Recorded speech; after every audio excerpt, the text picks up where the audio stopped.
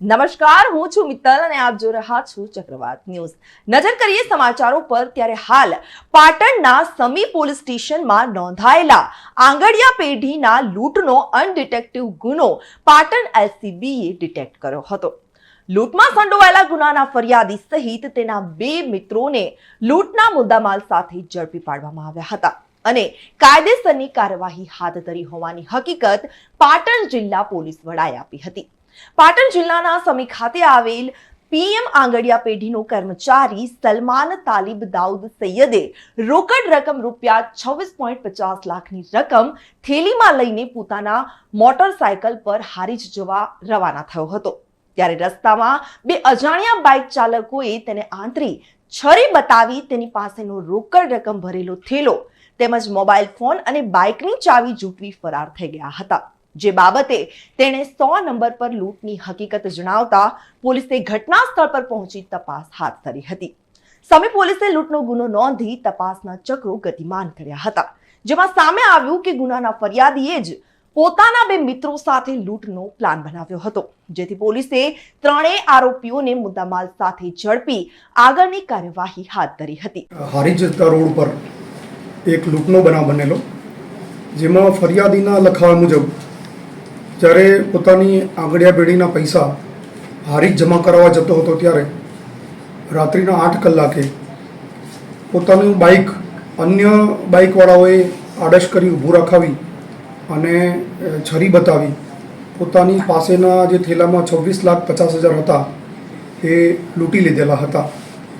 એ અંગેની ફરિયાદ સમી પોલીસ સ્ટેશનમાં નોંધવામાં આવેલી. આ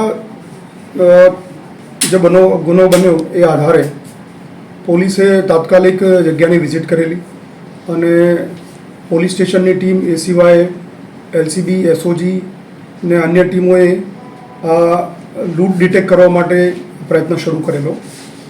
શરૂઆતથી જ જે ફરિયાદી છે એ ડાઉટફુલ હતો, એટલે એક એંગલથી અમે ફરિયાદીની તપાસ કરતા હતા અને એ સિવાયના પણ કોઈ રેકી કરી હોય તો એ બાબતે અને અન્ય લોકોના સીડીઆર આ બધું એનાલિસિસ અમે ટેકનિકલ રીતે કરી રહ્યા હતા અને સાથે સાથે હ્યુમન સોર્સથી પણ આ ગુનાની ડિટેક્ટ કરવા માટે તપાસ ચાલુ હતી. એ દરમિયાન અમને બાતમી મળી હતી કે જે ફરિયાદી છે એ પોતે જ આ ગુનામાં આરોપી છે અને એણે જે પૈસા હતા એ પોતાના એક મિત્ર અફઝલને રાખવા માટે આપેલા. અફઝલને એણે એવા ઈરાદાથી પૈસા આપે કે અમે અમારી જમીન વેચી છે, એના પૈસા આવ્યા છે તો તમે રાખો, મારા ઘરે રાખવાની વ્યવસ્થા નથી. એટલે હ્યુમન સોર્સથી અમે આ માહિતી મળતા આરોપીને લાવીને પૂછતા આરોપી પોતાના નિવેદનમાં ઘણા બધા એણે ફેરફાર કરેલા અને યુક્તિ પ્રયુક્તિથી પૂછપરછ કરતા એણે પોતાનો ગુનો કબૂલ કરેલો. આની સાથે સાથે આ ગુનામાં બીજા અન્ય 2 આરોપીઓ પણ જે એના મિત્રો છે એ પણ સંડોવાયેલા છે.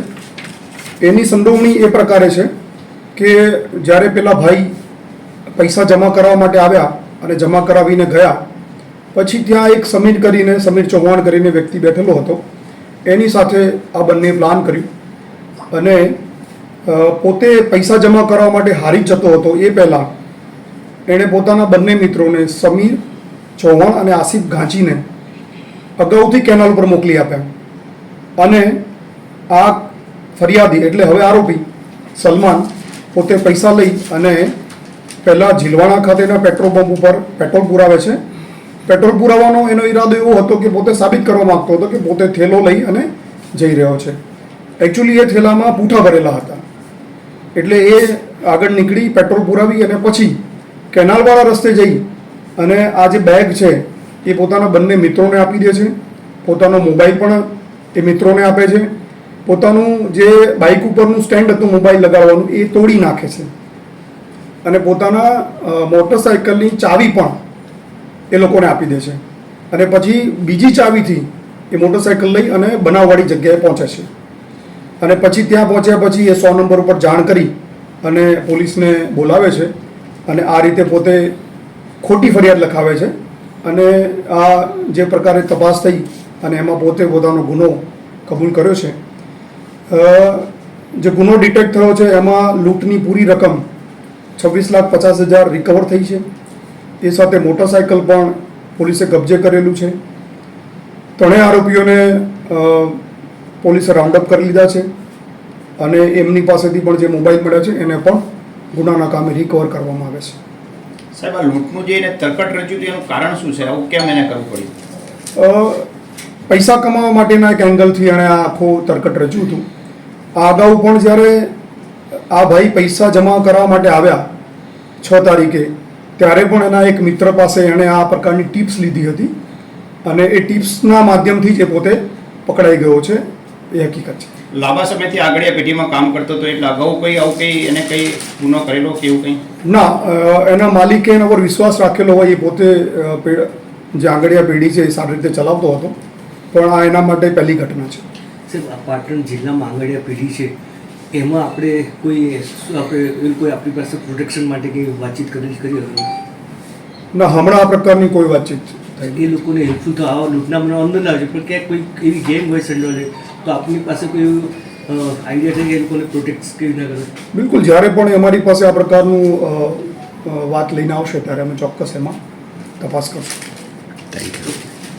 અહેવાલ ધર્મેન્દ્રસિંહ દરબાર સાથે ચક્રવાત ન્યૂઝ પાટણ. બુધવારે ચંદીગઢમાં કેન્દ્રીય પ્રતિનિધિ મંડળ સાથે મુલાકાત કરી અને પરત ફરી રહેલા સરવનસિંહ પંઢેરે અને જગજીતસિંહ દલ્લેવાલ સહિતના ઘણા ખેડૂત નેતાઓને મોહાલીમાં અટકાયત લેવામાં આવી હતી. આ દરમિયાન પંજાબ પોલીસે વિરોધ કરી રહેલા ખેડૂતોને શંભુ અને ખનોરી બોર્ડર પરથી હટાવવાનું શરૂ કર્યું હતું. પોલીસે વિરોધ કરી રહેલા ખેડૂતોને સ્ટેજ અને તંબુ તોડી અને હટાવ્યા હતા. ખેડૂતોના વિરોધને કારણે છેલ્લા 1 વર્ષથી સરહદ બંધ હતી. પોલીસે સરવનસિંહ પંઢેર અને જગજીતસિંહ દલ્લેવાલ સહિત ઘણા ખેડૂત નેતાઓની અટકાયત કરી લીધી હતી. ખેડૂત નેતા ગુરમાનિતસિંહ મંગતે કહ્યું કે અભિમન્યુ કોહર, કાકાસિંહ કોટરા અને મનજીતસિંહ રાયની પણ અટકાયત કરવામાં આવી છે. શંભુ બોર્ડર અને ખનોરી બોર્ડર પર ભારે પોલીસ બંદોબસ્ત ગોઠવી દેવામાં આવ્યો છે. વિરોધ સ્થળ પર એમ્બ્યુલન્સ, બસો, ફાયર બ્રિગેડની ગાડીઓ તૈનાત કરાઈ છે. પટિયાલા રેન્જ ડીઆઈજી મનદીપસિંહ સંધુના નેતૃત્વમાં લગભગ 3000 પોલીસ કર્મચારીઓને તૈનાત કરવામાં આવ્યા છે. અટકાયત કરાયેલા તમામ ખેડૂત નેતાઓ ભૂખ હડતાળ પર ઉતરી ગયા છે અને બુધવારે રાત્રે જગજીતસિંહ ડલ્લેવાલને જલંધરની PIMS હોસ્પિટલમાં લાવવામાં આવ્યા હતા. ગુરુવારે સવારે પોલીસ તેને ત્યાંથી લઈ ગઈ. એવું કહેવામાં આવી રહ્યું છે કે તેમને જાલંધરની કોઈ બીજી હોસ્પિટલમાં દાખલ કરવામાં આવ્યા છે. હાલ મહત્વના સમાચાર રાજસ્થાનથી સામે આવે છે. રાજસ્થાનમાં ગમખ્વાર અકસ્માતની ઘટના બની છે. ગમખ્વાર અકસ્માતમાં 6 લોકોના મોત નીપજ્યા છે. બુધવારે મોડી રાત્રે બીકાનેરમાં ડમ્પર કાર પર પલટી ગયો હતો અને અકસ્માતમાં એક જ પરિવારના 6 લોકોના જીવ ગયા છે. જાણવા મળ્યા મુજબ બધા લગ્ન સમારોહમાંથી પરત ફરી રહ્યા હતા. ઓવરબ્રિજ પરથી પસાર થતી કાર પર ડમ્પર પલટી જતા જ આ અકસ્માત થયો હતો. પોલીસના જણાવ્યા અનુસાર આ અકસ્માત દેશનોક ઓવરબ્રિજ પર સવારે લગભગ 2 કલાક અને 30 મિનિટે થયો હતો. ઓવર સ્પીડે દોડતું એક ડમ્પર અચાનક કાબુ બહાર થઈ ગયું અને કાર પર પલટી ગયું હતું. ડમ્પરના ભારે વજનથી કાર સંપૂર્ણપણે કચડાઈ ગઈ હતી, જેના કારણે કારમાં સવાર તમામ 6 લોકોના ઘટના સ્થળે જ મોત થયા હતા. અકસ્માત બાદ ઓવરબ્રિજ પર લાંબો ટ્રાફિક જામ સર્જાયો હતો. પાટણના સરસ્વતીના કાસા હાઈવે પર એક ગંભીર અકસ્માતની ઘટના બનવા પામી છે. એક ડમ્પરે મોટરસાયકલને અડફેટે લેતા બાઇક પર સવાર મહિલાનું ઘટના સ્થળ પર જ મોત નીપજ્યું છે, જ્યારે બાઇક ચાલક ગંભીર રીતે ઘાયલ થયો છે. આ ઘટનાથી સ્થાનિક રહીશોમાં ભારે રોષ ફાટી નીકળ્યો હતો. આક્રોશિત લોકોએ ડમ્પરની તોડફોડ પણ કરી હતી. સ્થાનિકોના જણાવ્યા અનુસાર આ વિસ્તારમાં બેફામ ડમ્પર ચાલકો દ્વારા વારંવાર અકસ્માતો સર્જવામાં આવે છે. ગામના લોકોએ આક્રોશ વ્યક્ત કરતા જણાવ્યું કે ડમ્પરના અકસ્માતોની વારંવારની આવી ઘટનાઓથી તેમનો જીવ જોખમમાં મુકાય છે. સ્થાનિકોએ આ મામલે યોગ્ય કાર્યવાહી અને કડક પગલાંની માંગણી કરી છે. પોલીસે ઘટનાની નોંધ લઈ વધુ તપાસ હાથ ધરી હતી. ધર્મેન્દ્રસિંહ દરબાર સાથે ચક્રવાત ન્યૂઝ પાટણ. 20 માર્ચ એટલે કે વિશ્વ ચકલી દિવસની વિસનગર તિરુપતિ ફાઉન્ડેશન દ્વારા અનોખી રીતે ઉજવણી કરવામાં આવી હતી. પર્યાવરણ પ્રેમી અને ગ્રીન એમ્બેસેડર જીતુભાઈ દ્વારા 1000 તુલસીના રોપા, ચકલી ઘર અને ઉનાળામાં પક્ષીઓને પીવા માટેના કુંડા વહેંચી અને એક ઉત્તમ ઉદાહરણ પૂરું પાડ્યું હતું. આજના આ દિવસે ગ્રીન ગ્લોબલ બ્રિગેડ ગુજરાત રાજ્ય મધ્યસ્થ કાર્યાલયનો શુભારંભ GPSC ચેરમેન દ્વારા દીપ પ્રાગટ્ય કરી કરવામાં આવ્યો હતો. તેમજ ગંગા સ્વરૂપા બહેનોને સાડી અને ત્રિશુલ આપવામાં આવ્યું હતું. લોકોને વૃક્ષો અને પર્યાવરણ વિશે શપથ લેવડાવવામાં આવ્યા હતા અને એક અનોખો સંકલ્પ પણ લેવડાવ્યો હતો. આ પ્રસંગે સામાજિક, રાજકીય અને વિસનગરના નામી અનામી ડોક્ટરો, વેપારીઓ સહિત ખૂબ જ મોટી સંખ્યામાં લોકો ઉપસ્થિત રહ્યા હતા. કહેશો જીતુભાઈ, આજે વિશ્વ ચકલી દિવસની તિરુપતિ ફાઉન્ડેશન દ્વારા ભવ્ય ઉજવણી કરવામાં આવી. ભવ્ય તો ના કહેવાય, એક નાની ઉજવણી, પણ અમારા ગ્રીન ગ્લોબલ બ્રિગેડના હજારો કમાન્ડોએ પાટણથી માંડીને, પાલનપુરથી માંડીને, ગોધીનગરથી માંડીને, અમદાવાદ ઘણી બધી જગ્યાએ આજે 1 લાખથી વધારે ચકલીના માળા અને આ તુલસી અને કુંડા, કેમ કે આવનાર ગરમી એટલી બધી ભયંકર હશે તો આ ચકલીઓને તો આપણે નથી બચાવી શક્યા, પણ હવે જે પણ બચી છે એને વધારે વધારે બચે એ માટેના અમારા પ્રયત્ન અમે કરી રહ્યા છીએ. મારી એક નંબર અપીલ છે આ માધ્યમથી કે ભાઈ અત્યારે ઉનાળો ચાલુ થઈ ગયો છે તો દરેક ઘરે પક્ષીઓ માટે, આ ચકલીઓ માટે એક કુંડામાં પાણી ભરી રાખે અને થોડા જો ઘરમાં તાકાત હોય તો દાણા નાખે એવી અમે સૌને વિનંતી કરીએ છીએ. આશરે કેટલા રોપા અને કુંડાનું વિતરણ કરવામાં? આજે 1100 માળા છે, 1100 કુંડા છે ને 1100 તુલસી છે, પણ ઓવરઓલ 1 લાખ કુંડા અને બધું આખા ગુજરાતમાં આજે ગ્રીન ગ્લોબલ દ્વારા વેચાઈ રહ્યું છે. વિશ્વ ચકલી દિવસ છે અને ચકલી દિવસ ઉજવવો પડે એ જ આપણા માટે બહુ દુઃખદ વાત છે. ચકલી આપણા પરિવારનો ભાગ હતી, આપણા ઘરનો ભાગ હતી, આપણા ઘરની અંદર કલરવ કરતી ને આજે ચકલી આપણે બચાવવી પડે છે. તે બહુ દુઃખની વાત છે. આવનારા સમયમાં આપણી જીવનશૈલી એ રીતે રાખીએ કે આપણી આજુબાજુના જીવો બધા જ સચવાઈ જાય અને આપણે આ બચાવવા માટેના નવા દિવસો ના કરવા પડે. આજે ચકલી દિવસ છે, કાલે કબૂતર દિવસ, હોલા દિવસ, લેલા દિવસ એવું કરવાનો વખત ના આવે એવું આપણે જીવીએ.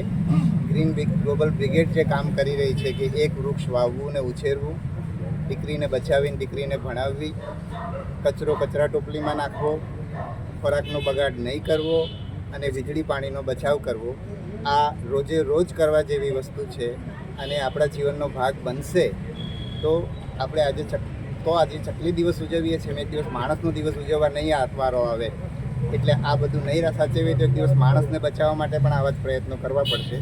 આશા એવી રાખીએ કે આ 5 વસ્તુઓ આપણે સારી રીતે કરીએ તો આપણે કોઈ જીવ બચાવવાની જરૂર ના પડે. બધા જ જીવો હળીમળીને એકબીજાના ટેકામાં રહીને જીવે અને વિકસે એવી આપણે ઈશ્વરને પ્રાર્થના કરીએ. રિપોર્ટર પ્રકાશ સોની સાથે વસીમ મંસૂરી, ચક્રવાત ન્યૂઝ, વિસનગર. રાજ્ય પોલીસ વડાના આદેશ બાદ ગેરકાયદેસર દબાણદારો અને બુટલેગરો સામે પોલીસની કાર્યવાહી શરૂ થઈ ગઈ છે. ત્યારે બનાસકાંઠા જિલ્લામાં વડગામના મગરવાડા ગામે પોલીસ અને બુટલેગરો વચ્ચે ઝપાઝપીના દ્રશ્યો જોવા મળ્યા હતા. મગરવાડા ગામે દરોડા પાડવા ગયેલ પોલીસ અને બુટલેગરો વચ્ચે ઝપાઝપી થઈ હોય. પોલીસે 72 લીટર દેશી દારૂ તેમજ 20 લીટર વોશ સહિત કુલ ₹14,900 નો મુદ્દામાલ જપ્ત કરવામાં આવ્યો હતો. પોલીસે એક સગીર સહિત કુલ 9 બુટલેગરો વિરુદ્ધ ફરિયાદ નોંધી એકની અટકાયત કરી હતી અને 2 ગેરકાયદેસર વીજ કનેક્શન કાપ્યા હતા. ધાંગધ્રા શહેરના કુડા રોડ પર બાલા હનુમાનજી નજીક સરકારી ખરાબામાં પોલીસે દારૂના જથ્થાનો નાશ કર્યો છે. સિટી પોલીસ અને તાલુકા પોલીસ સ્ટેશનની હદમાં પકડાયેલા વિદેશી દારૂ અને બિયરની કુલ 1600 બોટલોનો નાશ કરવામાં આવ્યો છે. આ કાર્યવાહી દરમિયાન નાયબ collector Harshdeep Acharya, ડિવિઝનના DYSP JD Purohit, નશાબંધી અધિકારી RD Solanki, city PI MU Mashi અને ઇન્ચાર્જ તાલુકા પીઆઈ હાજર રહ્યા હતા. નાશ કરવામાં આવેલા દારૂ અને બિયરની કુલ કિંમત ₹3,80,000 આપવામાં આવી છે. બાલા હનુમાન મંદિર બાજુમાં આવેલા સરકારી ખરાબાની જમીનમાં આ કાર્યવાહી હાથ ધરવામાં આવી હતી. પોલીસે વિદેશી દારૂની નાની મોટી બોટલો અને બિયર ટીન સહિતના તમામ મુદ્દામાલનો નાશ કર્યો હતો. સુરેન્દ્રનગર જિલ્લામાં અસામાજિક પ્રવૃત્તિઓ સામે પોલીસે કડક કાર્યવાહી શરૂ કરી દીધી છે. દસાડા તાલુકાના પાટડી પોલીસે PGVCL સાથે મળી અને વીજ ચોરી અટકાવવા માટે વિશેષ ઝુંબેશ હાથ ધરી છે. ત્યારે ધાંગધ્રા ડિવિઝનના નાયબ પોલીસ અધિક્ષક JD પુરોહિતના માર્ગદર્શન હેઠળ આ કાર્યવાહી કરવામાં આવી હતી. પાટડી પોલીસ મથકના પોલીસ ઇન્સ્પેક્ટર અર્જુનસિંહ સોલંકીએ અસામાજિક પ્રવૃત્તિઓમાં સંડોવાયેલા લોકોની યાદી તૈયાર કરી. પોલીસ અને PGVCLની સંયુક્ત ટીમે સવલાસ, જરવલા અને ઉપરીયાળા ગામમાં વીજ ચેકિંગ હાથ ધર્યું હતું. આ દરમિયાન ઉપરીયાળા ગામમાંથી એક વીજ ચોરીનો કિસ્સો પકડાયો. PGVCLના કર્મચારીઓએ વીજ ચોરી કરનાર સામે કાર્યવાહી કરવામાં આવી હતી અને આ ઓપરેશનમાં પાટડી પોલીસ મથકના PI અર્જુનસિંહ સોલંકી ઉપરાંત કોન્સ્ટેબલ રાજભા વણોલ, દીપકભાઈ અને ભરતભાઈ તેમજ પાટડી PGVCLના કર્મચારીઓએ સક્રિય ભૂમિકા ભજવી હતી. મહેસાણા જિલ્લામાં ટાઇડ અને અનટાઇડ ગ્રાન્ટને લઈ અને વિવાદ સર્જાયો છે. 15મા નાણાં પંચમાં મહેસાણા જિલ્લામાં અનટાઇડ અને ટાઇડ ગ્રાન્ટ માટે 367 કરોડ રૂપિયાની ગ્રાન્ટ ફાળવાઈ હતી. અનટાઇડ ગ્રાન્ટમાં વીજળીકરણ, શિક્ષણ, આરોગ્ય, મહિલા અને બાળ વિકાસ, સામાજિક સુરક્ષા અને સામાજિક ન્યાય, પર્યાવરણ અને આબોહવા તેમજ કૃષિ, પશુપાલન, મત્સ્ય ઉદ્યોગ અને ડેરીને લગતા કામનો સમાવેશ થાય છે. જ્યારે ટાઇડ ગ્રાન્ટમાં પાણી પુરવઠાનું કામ અને સફાઈના કામનો સમાવેશ થાય છે. હવે 15મા નાણાં પંચને પૂર્ણ થવામાં હવે 1 જ વર્ષ બાકી હોય ત્યારે કોંગ્રેસના સદસ્યો દ્વારા 50% કામ પણ પૂર્ણ નહીં થયા હોવાના આક્ષેપો કરવામાં આવ્યા હતા. તો જિલ્લા પંચાયત પ્રમુખે કહ્યું કે 82% કામ પૂર્ણ થયા છે. સભ્યોમાં ટાઇડ અને અનટાઇડ બાબતે પૂરતું જ્ઞાન નથી. રિપોર્ટર તરુણ પ્રજાપતિ સાથે ચક્રવાત ન્યૂઝ, મહેસાણા. મહેસાણામાં રોડ સેફટી કમિશનરના માર્ગદર્શન હેઠળ મહેસાણા શહેરમાં અલગ અલગ સ્કૂલોમાં 16 વર્ષથી નીચેની વયના બાળકો કે જે વાહન ચલાવતા હોય તેવા અંડર એજ ડ્રાઇવિંગના કિસ્સાઓ સામે RTO અને પોલીસની 4 ટીમો દ્વારા આકસ્મિક તપાસ કરી કડક કાર્યવાહી કરવામાં આવી હતી. આ કાર્યવાહીને લઈ અને RTO ઇન્સ્પેક્ટરે માહિતી આપી હતી.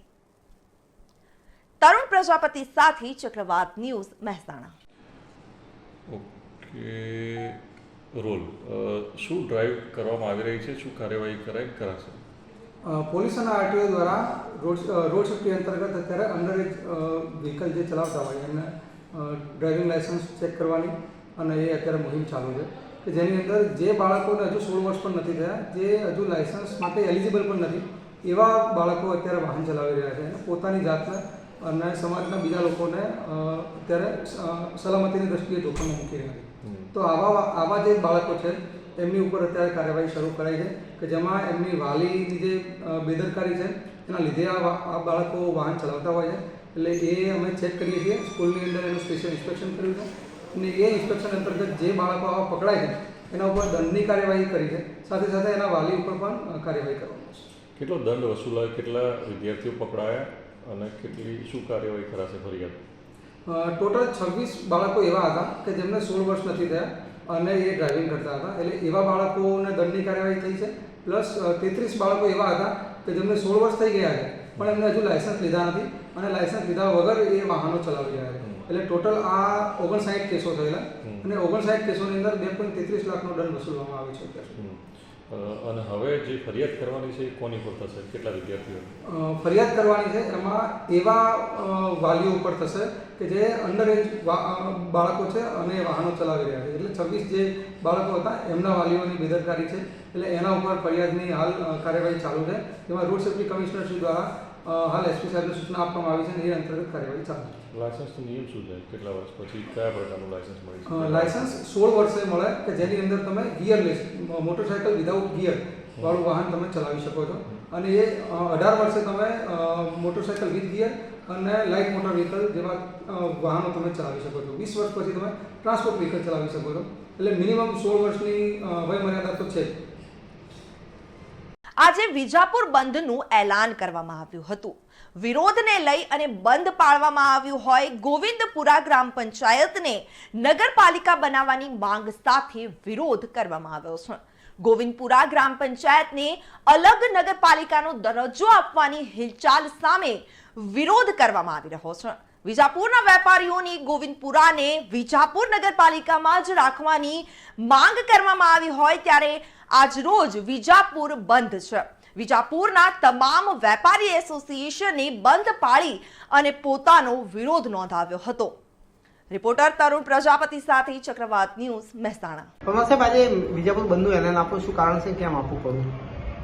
આજે સરકારશ્રી દ્વારા નોટિફિકેશન બહાર પાડવામાં આવ્યું હતું કે વિજાપુર શહેરનો વિકાસ કરવા માટે બીજો નવો વિસ્તાર ભેગો કરવા માટે એકત્રીકરણ કરવા માટે નોટિફિકેશન બહાર પાડવામાં આવ્યું હતું. એ નોટિફિકેશનના વિરોધમાં ગોવિંદપુરા જૂથ પંચાયત વાળાને બધા વિરોધ કર્યો એમને, અને એમને કીધું કે અમારે અલગ નગરપાલિકા કરવી છે. તો અલગ નગરપાલિકા બે અલગ નગરપાલિકા કરો અને બે ક વર્ગની કરો, એના કરતાં એક નગરપાલિકા મોટી બ વર્ગની કરો તો બંનેનો વિકાસ થાય અને સારો વિકાસ થાય, બધાને સારો લાભ મળે. અને સોસાયટી વિસ્તારનો પાણીનો પ્રશ્ન બહુ મોટો છે અને ગટરનો પ્રશ્ન મોટો છે અને સ્મશાને સોસાયટી વિસ્તારને છે નહીં આટલા વર્ષોથી. એટલે આ બધા લાભોથી સોસાયટી વિસ્તાર વંચિત છે. તો એ બધા લાભ એને મળે સોસાયટી વિસ્તારને. એટલે અમારા સોસાયટી વિસ્તારના લગભગ 60-70 થી 80 લેટર પેડમાં બધા પ્રમુખ મંત્રીએ બધા લખીને આપી દેલું છે. અમારે જોડાવાનું અમે સમર્થન નગરપાલિકાને આપી દેલું છે. એના માટે બંધ રાખવામાં આવશે અને જોડાવા માટે શહેરને તો જોડવું જ છે અને શહેરનો વિકાસ મોટો કરવો છે. 12 વર્ગની નગરપાલિકા કરી છે. એટલે એટલા માટે આવેદનપત્ર આપવા માટે આજે બંધનું એલાન આવેદનપત્ર મામલતદાર સાહેબને આપવાનું છે. તો સમાચારોમાં અત્યારે બસ આટલું જ. વધુ સમાચાર માટે જોતા રહો ચક્રવાત ન્યૂઝ.